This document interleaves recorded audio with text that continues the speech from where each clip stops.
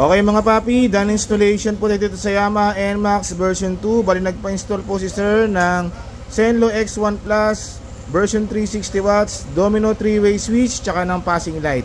So pakita ko sa inyo yung mga ginawa natin dito sa Yamaha NMAX version 2. So ito po, nagdagdag si sir ng auxiliary light. Ito nga po yan, Zenlo X1 Plus. So gumamit tayo ng stainless LED bracket dyan. Ayan, 60 watts po yan. 6 months warranty pag nag-wiring po dito sa shop. Okay, ang ilaw, low, white, high, yellow. So ito yung ginamit nating switch, domino 3-way switch. Yan.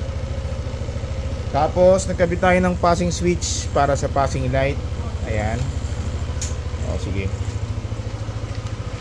Pag nakapatay yung Zenlo X1, pwede mag-passing. Pag naka-low beam, passing. High beam, passing. Ayan. Okay mga papi, so kung nagustuhan nyo po yung ganitong mini driving light, punta lang po sila dito sa Scooteristas online shop. Maraming salamat po.